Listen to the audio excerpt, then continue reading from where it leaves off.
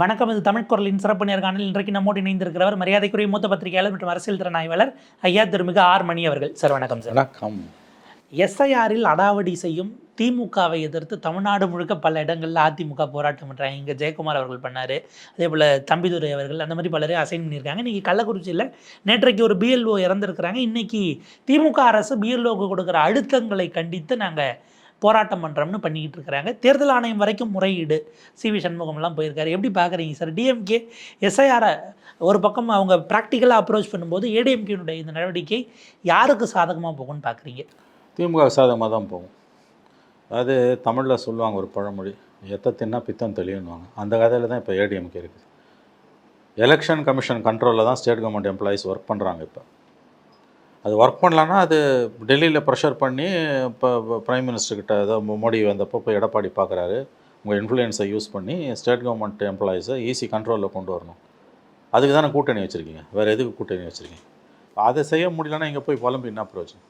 நீங்கள் தானே எஸ்ஐஆர் ஆதரிச்சிங்க. ஏதாவது ஒரு அரசியல் கட்சி இந்தியாவில் எஸ்ஐஆர் ஆதரித்து கோர்ட்டில் கேஸ் போட்டுதா? ஜட்ஜு வந்து கடுமையாக கேள்வி கேட்குறாரு, இது எஸ்ஐஆர் எதிர்த்து வந்த பெட்டிஷன், எஸ்ஐஆர் வேணும்னு எப்படி நீ பெட்டிஷன் இந்த கேஸில் போடு, தனியாக போய் போடுனாரு. பதிலே இல்லை. இப்போ வந்து எங்கே நிற்கிறாங்க? எஸ்ஐஆர் ஆதரிக்கிறோம், ஆனால் ஸ்டேட் கவர்மெண்ட் எம்ப்ளாயீஸ்லாம் வந்து திமுக சப்போர்ட்டில் இருக்காங்க. அரசியல் செய்ய சுத்தமாக தெளிவில்லாமல் போச்சு அண்ணா திமுகவுக்கு. இதுக்கு தான் நான் எஸ்ஐஆர் எதிர்க்கணும்னு. நீ எஸ்ஐஆரை எதிர்த்துருந்தீங்கன்னா அதுக்கு ஒரு நியாயம் உண்டு, லாஜிக் உண்டு.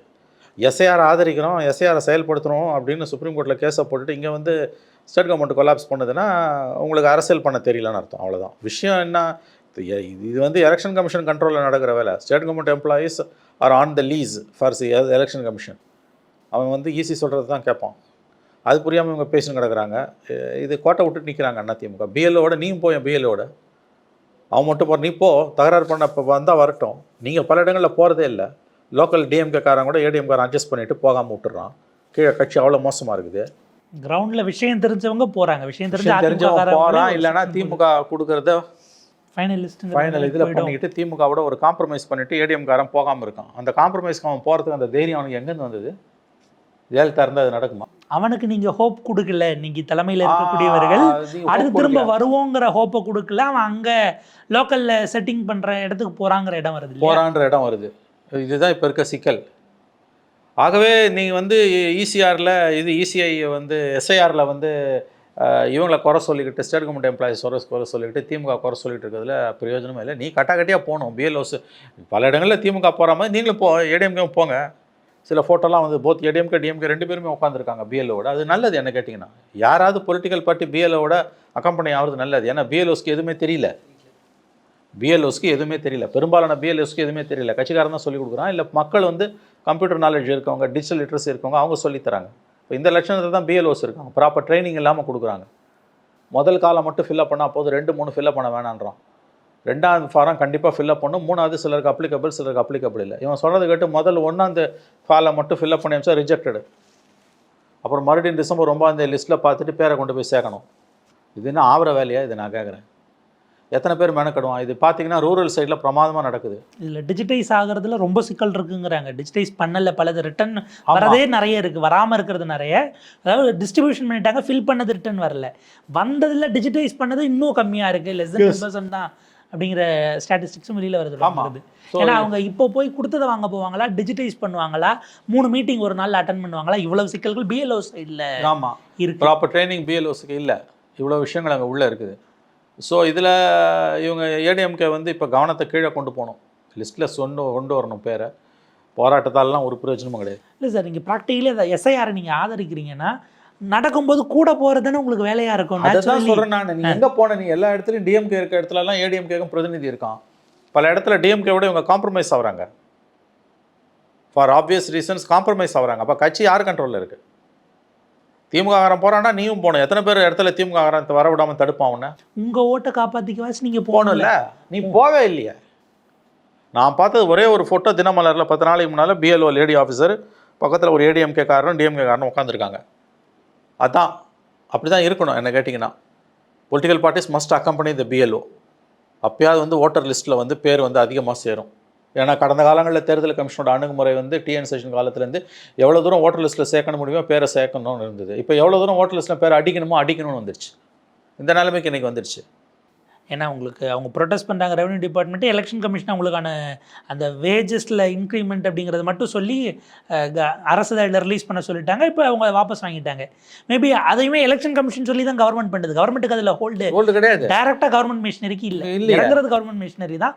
பட் அங்கே யார் ஹூஸ் டேக்கிங் த கால்ங்கிறது எலெக்ஷன் கமிஷன். எஸ், இவங்களுக்கு என்ன இருக்குது ரோல்? ஒன்றும் கிடையாது. அவன் கீழே ஸ்டேட் கவர்மெண்ட் இன்ஃப்ளூயன்ஸ் பண்ணுதுன்னா அதுக்கு தானே நீ இருக்கல, எதிர்கட்சியாக நீ எதுக்கு இருக்க? 30 வருஷம் ஆண்ட கட்சி. உங்கள் பொலிட்டிக்கல் ஒர்க்கர்ஸ் எங்கே போனாங்க? ஒவ்வொரு இடத்துலையும் வட்ட செயலாளர், ஒன்றிய செயலாளர் எல்லாம் எங்கே போனாங்க? ஆகவே இதை வந்து எப்படி சொல்கிறது, இந்த விஷயத்தில் ஸ்டேட் கவர்மெண்ட்டை குறை சொல்லி ஆர்ப்பாட்டம் பண்ணிலாம் ஒரு பிரயோஜனம் இல்லை. எஸ்ஐஆர் ஆதரிக்கிறான்னு ஸ்டேட்மெண்ட் கொடுத்தப்பே உங்கள் லட்சணம் தெரிஞ்சு போச்சு, உங்களுக்கு அரசியல் பண்ண தெரியலன்னு. சுப்ரீம் கோர்ட்டு கடுமையாக அவங்கள பார்த்தது. எஸ்ஐஆர் வேணான்னு 10 பெட்டிஷன் போட்டால் எஸ்ஐஆர் ஓணுன்னு ஒரு பெட்டிஷன் அந்த கேஸில் போடுவியா? அதில் கொண்டு போய் நடுவில் இந்த உண்ணவிரதம் இருக்கும்போது உண்ணாவிரதம் இருக்கும்போது உண்ணவிரதம் இந்த மாதிரி அடிப்படையே தெரியாமல் தானே இன்னமும் அரசியல் பண்ணிட்டு இருக்கீங்க. ஏதோ தர்மத்துக்கு ஓடுது. இதில் எஸ்ஐஆரில் போய் நல்லா மாற்றுறீங்க. நீங்கள் கீழே உங்களோட பார்ட்டி இன்ஃப்ராஸ்ட்ரக்சரை, பார்ட்டி மெஷினரியை ஃபைன் டியூன் பண்ணணும், ஆக்டிவேட் பண்ணணும். அதை பண்ணாமல் நீங்கள் போய் எல்லாத்துக்கும் சண்டை போட்டுக்கிட்டு கேஸை போட்டுக்கிட்டு இருந்தீங்கன்னா கேஸ் போட்டெல்லாம் ஒன்றும் ஆக போகிறது இல்லை. அது ஞாபகம் வச்சுக்கோங்க. இசிஐயில் பீகாரில் மாஸ்டர்ஸாக இருந்த பிஜேபி கூடவா சில ஸ்ட்ராட்டஜிஸை உங்களுக்கு கடத்தலை? முன்ன யூனிட்ஸ்குள்ள ஷேரிங் ஆஃப் ரிசோர்ஸஸ் கடத்தலாங்க. இங்கே இருக்க பிஜேபிக்கு ஒன்றும் தெரியாது. அதிமுக முழுக்க நம்பி இருக்கு. இந்தியா பூரா ஜெயிக்கிற பிஜேபி அவனோட டெக்னிக்கல் நோஹாவை, அவனோட பொலிட்டிக்கல் நாலேஜை அவன் வந்து கடத்தணும், சொன்ன மாதிரி வந்து கொண்டு வரணும். அவன் கண்டுக்கவே மாட்டேன்றான். அதுக்கு மொழி ஒரு தடை. ரெண்டாவது, அவன் தமிழ்நாட்டில் left to fend for themselves. அவனும் டெல்லியிலேருந்துலாம் கூப்பிட்டு வர வேணாம். இங்கே இருக்க பிஜேபி ஏடிஎம்கேவோட ஒருங்கிணைஞ்சு ஏடிஎம்கே ஒழுங்காக ஒர்க் பண்ணாங்கனால, ஏடிஎம்கேவே ஒழுங்காக ஒர்க் பண்ணல, அப்புறம் தானே பிஜேபி ஒர்க் பண்ணுதுன்றதை பற்றி பேசணும். அனுபவம் வாய்ந்த அதிமுகவே எஸ்ஐஆர் ஒர்க்கில் பின்னடைவை சந்திச்சுட்ருக்கு. நகரங்கள்லாம் ரொம்ப லூக்வார்ம் ரெஸ்பான்ஸ், கிராமங்களில் பிரமாதமாக நடக்குதுன்றாங்க எஸ்ஐஆர் ஒர்க்கு. ஏன்னா அந்த கூட்டு வாழ்க்கை வந்து இன்னமும் கிராமங்களில் இருக்கிறதால. சில நண்பர்கள் சொன்னாங்க, ராமநாதபுரத்தில் ஒரு நண்பர் சொன்னார், அவங்க ஊரில் கிட்டத்தட்ட 50 கிராமங்கள் இருக்குது, ஒரு சின்ன நகரம். அது வந்து அங்கே வந்து வராங்க, பிஎல்ஓ வந்தாங்க, கட்சிக்காரன் கூட வரான், கிராம சபை கூட்டம் மாதிரி நடக்குது. உள்ளூர் இளைஞர்களுக்கு வந்து 30 நிமிஷத்துலேருந்து 1 மணி நேரம் வரைக்கும் பயிற்சி கொடுக்குறாங்க, எப்படி ஃபில்லப் பண்ணுறதுக்கு, மக்களுக்கு ஹெல்ப் பண்ணணுன்னு. மக்கள் ஆர்வமாக வராங்க. இந்த பிஎல்ஓ, இந்த பசங்க வாலண்டியர்ஸ் அவங்களுக்கு ஹெல்ப் பண்ணுறாங்க. ரொம்ப சில இடங்களில் ஓரளவு வசதியானவங்க வாக்காளர்கள்னால் அவங்க அந்த இளைஞர்களுக்கு வந்து அது ஒரு ஊதியம், ஒரு சின்னதாக ஒரு ஊதியம், மதிப்பூதியம் மாதிரி ஒரு ஃபார்ம் ஃபில்லப் பண்ணால் 50 ரூபாய் அந்த மாதிரி கொடுக்கும். அது ரொம்ப எல்லா இடத்துலையும் இல்லை, சில இடங்களில். மற்ற இடங்களில் வந்து விலையில்லா பணி தான். மக்களும் ஆர்வமாக வந்து ஃபார்ம் ஃபில்லப் பண்ணுறாங்க. ஏன்னா பிரச்சனை வந்து காலம் 2 ஃபில் பண்ணுறதுக்கு. அதில் இந்த 2002-5 லிஸ்ட்டு அழகாக அவங்க நெட்டில் போட்டு தட்டி எடுக்கிறாங்க. ஆனால் இந்த பணிகள் கிராமங்களில் ஒழுங்காக நடக்குது.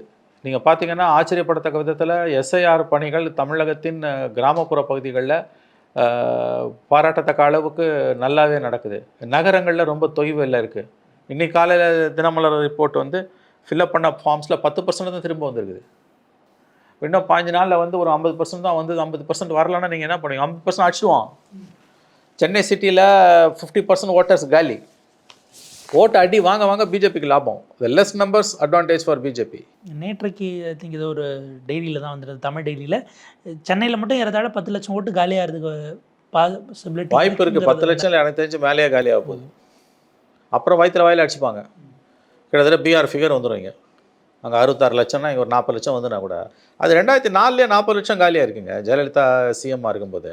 இதில் யூஸ்வலாக டெலிஷன் லிஸ்ட் ஒன்று வரும், செத்தவன் ஊடு மாறினவன் எல்லாம். அது எல்லாத்தையுமே நம்ம குறை சொல்ல முடியாது. டெலிஷன் இவ்வளோ இருக்குன்னா அது இன் பிரின்சிபல் டெலிஷன்ஸை கொஸ்டின் பண்ண முடியாது. இல்லை, எலக்டோரல் ரோல்ங்கிறது அது வந்து எந்த விதமான இதுவும் இல்லை, சிக்கல் இல்லாமல் இருக்குன்னா நம்ம சொல்லிட முடியாது. இந்த டைம் பவுண்டு சிக்கலாக இருக்கு. வந்து டைம் பவுண்ட் நீங்கள் 1 இயர் எடுத்துகிட்டு போகணும். அட்லீஸ்ட் 6 மந்த்ஸுங்க. என்ன கேட்டிங்கன்னா இப்போ இருக்க டெக்னிக்கல் நோஹவுக்கு 6 மந்த்ஸ் போதும். ஜூன்லேருந்து ஆரம்பிக்கணும். 1 மாதம் அந்த பிஎல்ஓஸுக்கு 1 மந்த் ட்ரைனிங் கொடுத்துட்டு இந்த ப்ராசஸை 6 மந்த்ஸ் பண்ணணும். ப்ராசஸை 6 மந்த்ஸ் பண்ணும்போது கிராமங்கள்லையும் நகரங்களையுமே லோக்கல் வாலண்டியர்ஸை, யூத் இருக்காங்க அல்லது ரிட்டையர்டு கவர்மெண்ட் எம்ப்ளாயிஸ் இருப்பாங்க வில்லிங்காக ஒர்க் பண்ணுறதுக்கு, பேசிக் கம்ப்யூட்டர் லிட்ரஸி இருக்கவங்க, அவங்கள போட்டு நீங்கள் பண்ணிங்கன்னா நல்லாயிருக்கும். இப்போ கேம்ப்லாம் நடத்துகிறாங்க நிறையா. ஜனங்களும் ஒத்துழைக்கணுங்க. நீங்கள் அது ஒத்துழைக்கலைன்னா ஒன்றும் பண்ண இதோட முடியாது. சேர்ந்து இன்னொரு விஷயம், கிராமப்புறங்களுக்கான பஞ்சாயத்தில் ஆள் இல்லை. இவங்கள தான் அப்பாயின்ட் பண்ணி தான் பார்த்துட்டு இருக்கிறாங்க. எலெக்ஷன் முன்பாக நடத்தினா பேக் ஃபயர் ஆயிருமோன்னு டிஎம்கே அது நடத்தலை. கிராமப்புறங்களில் லோக்கல் பாடி எலெக்ஷன் நடத்தலை. ஆளே இல்லை. ஏங்க கேரளாவில் லோக்கல் பாடி எலெக்ஷன் டிசம்பரில் நடத்துகிறாங்க. ஏப்ரல் மேலே நம்ம கேலண்டர் தான் அவங்களுக்கும். ஆனால் அவன் டிசம்பரில் வந்து லோக்கல் பாடி எலெக்ஷனை கேரளா நடத்துகிறான். ஏன் தமிழ்நாடு நடத்தலை?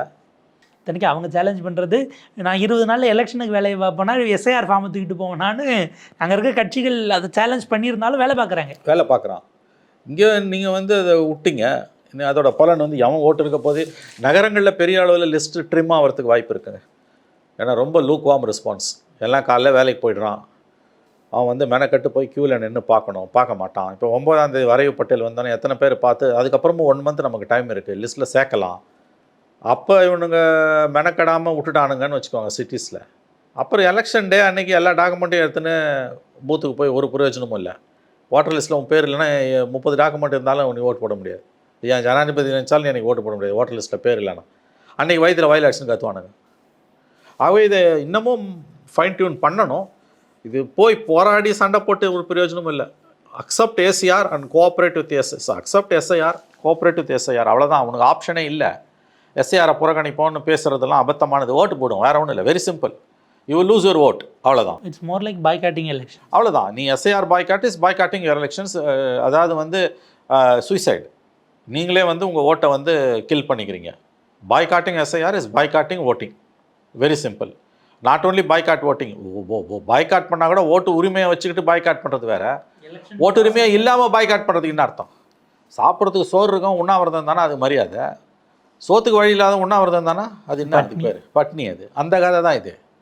நீ எஸ்ஐஆரை பாய்காட் பண்ணணும்னு பேசுகிறதெல்லாம் முட்டாள்தனமானது.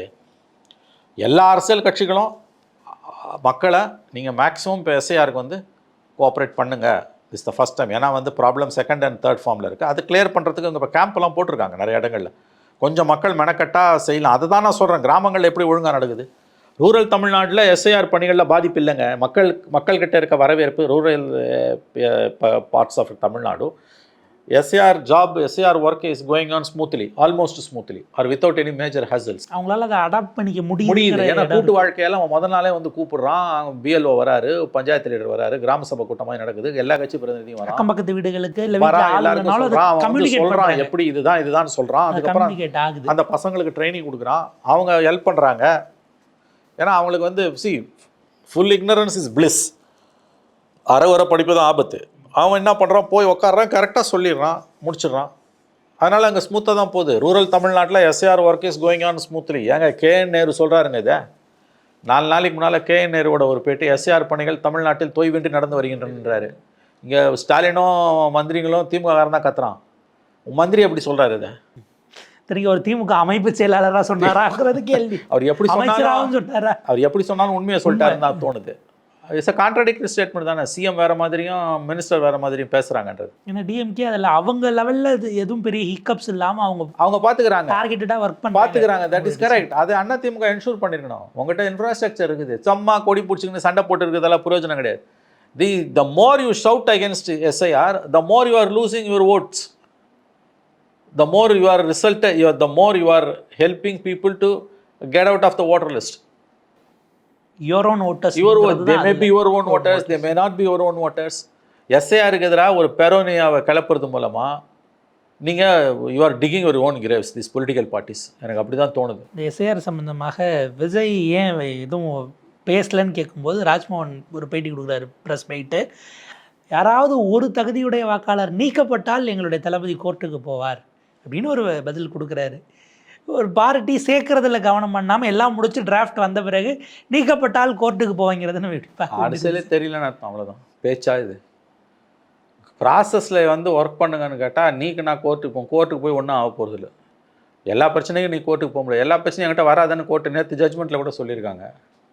Court is not the panacea for all ஈவில்ஸ்வாங்க. சர்வரோக நிவாரணி இல்லை கோர்ட்டு.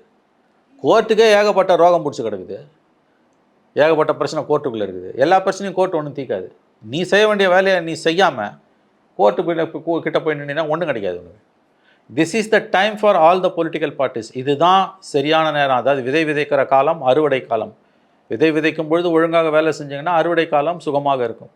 விதை விதைக்கிற காலத்தில் கோட்டை விட்டுட்டு சோம்பி தெரிஞ்சுட்டு அறுவடை காலத்தில் போய் நின்னீங்கன்னா வெறுமை தான் மிஞ்சும் உங்களுக்கு. அதுதான் இன்றைக்கி நடந்துக்கிட்டு இருக்குது. சும்மா இதை சண்டை போடுறதால இப்போ திமுக கூட்டணி கட்சிகளுக்கு திமுக இருக்குது கூட, கூட்டணி கட்சிகளையும் சுமக்கிறது திமுக தான். பிஎல்ஓ கூட போகிறது யார்? திமுக தான் போகிறான். கூட்டணி கட்சி அவன் போகிறான். நான் பார்த்து காங்கிரஸோ லெஃப்ட்டோ விசிகாவோ மதிமுக யாரும் காணும். இந்த விட அங்கே ஒன்று இங்கே ஒன்றுமா இருக்கும். இன்ஃப்ராஸ்ட்ரக்சர் இவங்களுக்கு தான் இருக்குது. அந்த வேலையை ஏடிஎம்கேவும் செய்யணுங்க. அதை விட்டுட்டு போய் தெருவில் நின்று சண்டை போட்டு இருக்கிறதுல, கோர்ட்டுக்கு போய் புலம்புறதில்ல, எலெக்ஷன் கமிஷனுக்கு போகிறதுல ஒரு பிரயோஜனமும் கிடையாது. இதில் 2 நேஷனல் பார்ட்டிஸும் ரொம்ப சைலண்ட்டாக இருக்காங்களா அல்லது ஒர்க்கே பண்ணாமல் இருக்காங்களா? ஒன்றும் பண்ண ஆள் இல்லைங்க. காங்கிரஸ் இன்ஃப்ராஸ்ட்ரக்சரும் கிடையாது, ஒன்றும் கிடையாது. காங்கிரஸும் கிடையாது, பிஜேபியும் கிடையாது. பிஜேபி 17 நாள் கழித்து காங்கிரஸையாவது திமுக சுமக்குதுங்க. DMK will ensure their votes. When I say their votes, DMK votes, ADMK votes, left votes, எல்லா ஓட்டும் அவங்க அலைன்ஸ் ஓட்ஸை டிஎம்கே சேவ் பண்ணிப்பான். காங்கிரஸ் உட்பட. ஏன்னா காங்கிரஸ் பார்த்தா அவனுக்கு நஷ்டம். நோகாமல் நோம்பு கும்பிட்றது தான் காங்கிரஸ் ஓட வேலை. இவங்க தப்பிச்சிருவாங்க. காங்கிரஸும் கூட்டணி கட்சிகளையும் தப்பிச்சிருவாங்க. Because DMK will ensure their smooth sailing. ஏடிஎம்கேக்குள்ளே என்ன ஆகுது? ஏடிஎம்கே அவன் ஓட்டை காப்பாற்றுறதே சிக்கலாக இருக்கும்போது அவன் வந்து பிஜேபி ஓட்டை காப்பாற்றுப்பான். 3% ஓட்டு இருக்கு வச்சுக்கோங்க. எத்தனை பேருக்கு ஓட்டு இருக்குது? இல்லை, அது mostly urban votes, BJP votes. Urban சென்டர்ஸில் எஸ்ஐஆர் வந்து ரொம்ப டொசைலாக இருக்குது. அர்பன் பேக்கெட்ஸ் பூராவே SIR work is very very docile. ரொம்ப ஸ்லாக்கனிங்காக இருக்குது. 10% ஃபார்ம் தான் ரிட்டர்ன் ஆயிருக்குன்றான். இன்னும் எவ்வளோ 12 நாள் இருக்குது, 13 நாள் இருக்குது. அதுக்குள்ளே எவ்வளோ ஃபார்ம் ரிட்டர்ன் ஆக போகுது தெரியல. ஃபார்ம் ரிட்டர்ன் ஆகலன்னு என்ன பண்ணுவோம்? அடிச்சிடுவான். அதுக்கு மேலே கேலண்டர் ஃபிக்ஸ்டுங்க. 12 ஸ்டேட்டு. இந்த நடுவில் நீங்கள் ஒரு நாள் ப்ரொட்டஸ்ட் பண்ணதுக்காகலாம் எக்ஸ்ட்ரா நாள் கொடுக்க மாட்டாங்க. அதெல்லாம் கொடுக்க மாட்டான். நீ ப்ரொட்டஸ்ட் பண்ணுறது அது அவன் என்ன பண்ணுவான்? அவன் ரூத்லெஸ்ஸாக போயிட்டுருக்காங்க எலெக்ஷன் கமிஷனுக்கு. இதில் இவங்க ஃபைன் டியூன் பண்ணி அதை கொண்டு போகிறது வேலையை பார்க்கணுமே ஒழிய ADMK they are wasting their parties human energy. நீ போய் போராட்டம் பண்ணுறதுல கூட்டம் சேர்க்கறதுல தான் அவங்க கவனம் இருக்கும். வேற some years to travel with BLO. பார்ட்டியோட எனர்ஜி வந்து கம்ப்ளீட்டாக வந்து ட்ரெயின் ஆகுது. அதையே ஏங்க எந்த நேரத்தில் போராட்டம் நடத்தணும் ஒரு விவசாய இல்லைங்க அண்ணா திமுகங்களுக்கு. நான் சொல்கிறேன், இன்ஸ்டெட் ஹெல்ப் டெஸ்கா மாற்றி ஃபார்ம்ஸை ட்ராவல் வித் பிஎல்ஓ. என்ன எல்லா இடத்துலையும் திமுக அடிப்பானா? அது எப்படி அடிப்பானா? இருக்கிற மாவட்ட தலைநகரம் முழுக்க இருக்கிறவங்களா நீ ட்ராவல் பண்ண கேம்பை போடு, பேரலா ஹெல்ப் பண்ணு. இது ஒரு ஓன் இன்ட்ரெஸ்ட். கொத்தா அடிக்க போகிறான் ஓட்டை. இதை விட்டுட்டு இப்போ ஒரு இடத்துல ஆர்ப்பாட்டம் பண்ணுறாருன்னு வச்சுக்கோங்க. எடப்பாடி ஒரு இடத்துல ஆர்ப்பாட்டம் பண்ணுறாங்கன்னா மொத்த கவனமாக அங்கே போய்டும். இது எந்த ஒர்க் அஃபெக்ட் பண்ணுவோம்? பிஎல்ஓ கிட்ட போய் நிற்க வேண்டிய ஒர்க் அஃபெக்ட் பண்ணும். பொட்டன்ஷியல் கேண்டிடேட்ஸ் எல்லாம் ஆளை கூப்பிட்டு வரணும், எம்எல்ஏஸ் கொண்டு வரணும். ஆமாம், அந்த விஷயத்தை ஒர்க்கை வந்து நீ கட்டாக்கட்டியாக கிரவுண்டில் இறங்குனீங்கன்னா திமுககாரன் வந்து உங்களுக்கு வந்து ஏதோ இந்த வேலை பண்ணுறான், கிமிக்ஸ் ஃப்ராட் வேலை பண்ணுறான்னா கூட நீ தடுக்கலாம். அதை நீ கோட்டை விட்டு நின்னா திமுககாரன் அவன் வேலையும் அவன் ஒழுங்காக செய்கிறான். தப்பே கிடையாது. என்ன கேட்டிங்கன்னா அவன் வேலையும் அவன் ஒழுங்காக செய்கிறான். எல்லா குல்மா வேலையும் அவன் செய்வான். நீ செய்யன்றான். நீ செஞ்சல, ஜெயலலிதா பீரியடில் செஞ்சீங்கல்ல. இப்போ எங்கே போச்சு உங்களுக்கு? போராட்டம் நடத்த வேண்டிய நேரமாங்க இது. You are racing against time. எஸ்ஐஆரில் எவ்ரி பொலிட்டிக்கல் பார்ட்டி அந்த government machinery are racing against time. அந்த நேரத்தில் போய் போராட்டம் ஆர்ப்பாட்டம் பண்ணுறது வந்து I think there ADMK has become clueless, completely clueless. ஏறத்தாழ 17 நாட்கள் எஸ்ஐஆர் நடந்திருக்கக்கூடிய காலகட்டத்தில் இன்னைக்கு 21ஆம் தேதி அண்ணாமலை மேலிட பொறுப்பாளர்கள்லாம் எஸ்ஐஆர் குறித்து எப்படி தயாராகிறதுல தமிழ்நாட்டில் கமலாலயத்தில் கூட்டம் கூட்டியிருக்காங்கன்னு விளங்கிடும், பார்க்க முடியுது. இதற்கு பிறகு இருக்கிற அவனுக்காக திரும்ப சொல்லுங்க, காங்கிரஸுக்காக திமுக தோளில் சுமக்குது. இங்கே ஏடிஎம்கே பிஜேபியை சுமக்காது. நான் சொல்கிறேன், விட்டு தெருவில் நிற்பாங்க. நான் சொல்கிறேன், பாருங்களேன், லிஸ்ட்டு வந்தோன்னா கற்றுன்னு கற்றுவாங்க. அதுக்கும் ஸ்டாலினை தான் குறை சொல்லுவாங்க. இது ஈசியோட வேலை, கவர்மெண்ட்டை குறை சொல்லாத. அந்த ஈசிஐக்கிட்டே கம்ப்ளைண்ட் கொடுக்குறாரு சி வி சண்முகம். ஆமாம், அங்கே போய் பண்ணு, அதெல்லாம் பண்ணு. நான் அதை வேணாம்னு சொல்லலை. இங்கே கவனம் செலுத்துங்க.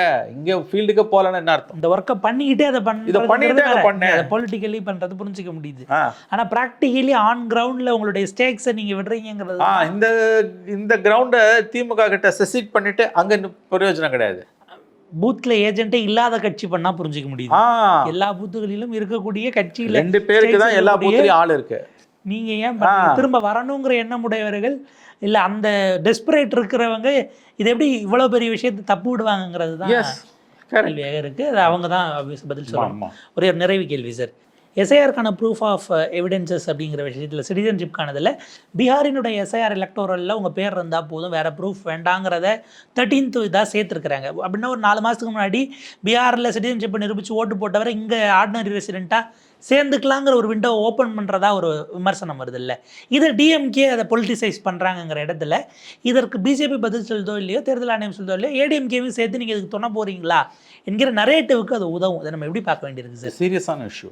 ஏன்னா இந்த பிரச்சனை சுப்ரீம் கோர்ட்டில் வந்தப்போ கபில் சிபலோட முக்கியமான ஆர்குமெண்ட்ஸில் ஒரு பாயிண்ட் வந்து 13th டாக்குமெண்ட்டாக நீ பிஆர்எஸ்ஐஆரை வச்சுருக்க, அது எப்படி வைக்கலாம், நீ வேறு எந்த ஸ்டேட்லையும் இதை பண்ணதில்லை. அதுக்கு அவங்க என்ன சொன்னாங்க, எலெக்ஷன் கமிஷன் வந்து இந்த ஃபஸ்ட் டைம் எஸ்ஐஆர் வந்து இந்தியாவில் வந்து கொலேட் ஆகிருக்கிறது பீகாரில், அதனால் வச்சுருக்கோன்றாங்க. But that's not a convincing argument. ஏன்னா இது ரொம்ப அட்ரோஷியஸாக இருக்குது. இப்போ அவன் 4 மாதம் மேலே அங்கே ஓட்டு போட்டிருந்தான்னா இப்போ இங்கே ஓட்டு போடுவான் அவன். நீ எஸ்ஐஆரை கொண்டு வந்து இங்கே ஒரு டாக்குமெண்ட்டாக வைக்கிறதுன்றது எந்த விதத்தில் நியாயம்? ஆதாரை ஏற்றுக்க மாட்டேன், எஸ்ஐஆரை ஏற்றுப்பேன். ஆகவே திஸ் எ ப்ராப்ளம். நான் ஒத்துக்கிறேன், நிறைய ப்ராப்ளம்ஸ் இருக்குது. ஆனால் இந்த ப்ராப்ளம்ஸோட தான் பொலிட்டிக்கல் பார்ட்டிஸ் எலெக்ஷனை ஃபேஸ் பண்ணி ஆகணும். ADMK it's a shameless politics. அதில் எஸ்ஐஆர் ஆதரித்து ஏடிஎம்கே பண்ணக்கூடிய வேலை என்பது ஏற்புடையதல்ல. அவங்க ஏதோ பிஜேபி ஆதரிக்கணும்னு நினச்சிட்டு பண்ணுறாங்க. எடப்பாடி பழனிசாமியும் அவங்க தலைவர்கள் எஸ்ஐஆர் ஆதரித்ததில் சராசரி அதிமுக தொண்டனுக்கும் பொலிட்டிக்கல் ஒர்க்கர்ஸுக்கும் உடன்பாடு இல்லை. அவங்க கதறாங்க, விஷயம் தெரியாமல் தலைவர்கள் வந்து இதை ஆதரிக்கிறாங்க. அதே மாதிரி பிஜேபியில் இருக்க கேடர்ஸ் வந்து தலைமை இதை எஸ்ஐஆர் ஆதரிக்குது, இங்கே பிரச்சனை எங்களுக்கு தான்றாங்க. எஸ்ஐஆர் எல்லாமே நீங்கள் நினைக்கிற மாதிரி ஸ்மூத்தாக இருக்குதுன்னா இன்றைக்கி எதுக்கு அண்ணாமலை மீட்டிங் போடுறாரு? பிஜேபி லீடர்ஸ்லாம் எதுக்கு நீங்கள் எஸ்ஐஆரை பற்றி பேசுகிறாங்க? வானதி சீனிவாசன் மொத்த பிளேமையும் தூக்கி ஸ்டேட் கவர்மெண்ட் மேலே போடுறாங்க. பிஎல்ஓஸ்க்கு பயிற்சி இல்லை, பண்ணவே தெரியலன்னு அதை பிஎல்ஓஸ்க்கு பயிற்சி இல்லைன்னா நீ குறை சொல்ல வேண்டியது எலெக்ஷன் கமிஷனை. ஸ்டேட் கவர்மெண்ட் எப்படி குறை சொல்வேன்? ஸ்டேட் கவர்மெண்ட் எந்த விதத்தில் பொறுப்பு? அர்ச்சனா பட்நாயக் யாரு கீழே வேலை செய்கிறாங்க? அர்ச்சனா பட்நாயக் வந்து ஸ்டாலினு கீழே வேலை செய்யலை. She is working under Gnaneshwar Kumar, CEC control. அவங்க இந்த பேசிக் நாம் கூட பிஜேபிக்கும் ஏடிஎம்கே தாங்க. திமுக ஆதரிக்கிறது எல்லாத்தையும் நான் எதிர்ப்பேன்னு வரிஞ்சு கட்டிட்டு போய் எஸ்ஐஆர் ஆதரிச்சாங்கல்ல, வேலை கொடுக்குறாங்க. இப்போ திமுக எதிர்க்க எவ்வளவோ விஷயம் இருக்கு.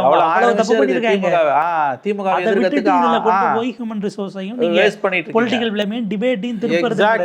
எக்ஸாக்ட்லி யூ ஆர் க்ளூலெஸ்ங்கிற இடத்துக்கு அப்சல்யூட்லி யூ ஆர் க்ளூலெஸ் அப்படிங்கிறத பார்க்கணும். பார்ப்போம் சார், இந்த தேர்தல் அந்த டிராஃப்ட் வந்த பிறகு என்ன ஆக போகுது, எவ்வளோ பேர் அப்போ ரியலைஸ் பண்ணுறாங்க, இல்லை ஓட்டு போட பூத்துக்கு போன every vote is under siege. Every one's vote is under siege. My vote, your vote, his vote, her vote, எல்லார் ஓட்டும் அண்டர் சீஜ். எவனுக்கு ஓட்டு இருக்க போது எவனுக்கு ஓட்டு இல்லைன்றது அவன் டிசம்பர் 9 அந்த லிஸ்ட்டை போட்ட பிறகு தான் தெரியும். அதுக்கு பிறகு 1 month விண்டோவில் கட்டாகட்டியாக போய் மற்ற வேலையெல்லாம் தூக்கி வச்சுட்டு போய் இதை நீ என்ஷூர் பண்ணணும். அது பண்ணினா தப்பிச்ச, இல்லைன்னா கோட்டை விட்டு தான் நிற்கணும். கொத்தா அடிக்க போகிறான், அதில் சந்தேகமே இல்லை. திரும்பவும் சொல்கிறேன், இந்த விஷயத்தை ரொம்ப சுலபமாக புரிஞ்சுக்கலாம். கடந்த காலங்களில் டிஎன் சேஷன் காலத்துலேருந்து 5-6 வருஷம் முன்னால் வரைக்கும் எலெக்ஷன் கமிஷனோட ஆட்டிடியூடுன்றது எவ்வளவு வாக்காளர்களை வாக்காளர் பட்டியலில் சேர்க்கணும், வாக்காளர் எண்ணிக்கை அதிகரித்து வாக்கு சதவீதத்தை உயர்த்துறது, அதுதான் ஜனநாயகத்துக்கு நல்லதுன்னு உயர்ந்த நோக்கம் இருந்தது எலெக்ஷன் கமிஷன். இப்போ இருக்க எலெக்ஷன் கமிஷனோட நோக்கம் எவ்வளோ பேரை ஓட்டர் லிஸ்ட்லேருந்து அடித்து நகர்த்த முடியுமோ நகர்த்தணும், ஓட்டிங் பர்சன்டேஜ் எவ்வளோ தூரம் குறைக்க முடியுமோ குறைக்கணும். இந்த உயர்ந்த நோக்கத்தில் இப்போ இருக்க எலெக்ஷன் கமிஷன் ஒர்க் பண்ணுது. முடிவு மக்கள் கையில் தான் இருக்குது. கண்டிப்பாக சார். ஏற்கனவே விஜயனுடைய வருகை எந்த ஓட்டு எப்படி சிதறும்னு தெரியாத பட்சத்தில் இருப்பதாக ஒரு பக்கம் இருக்கும்போது, எஸ்ஐஆருக்கு பிறகு எந்த ஓட்டு எந்த பக்கம் சிதறுங்கிற தெரியாத ஒரு சூழலுக்கு போகும்போது 2026 என்பது மதர் ஆஃப் ஆல் எலெக்ஷன்ஸாக இருக்கும்னு நம்ம எதிர்பார்க்கலாம். உங்கள் நேரத்துக்கு பதிலுக்கு மிக நன்றி.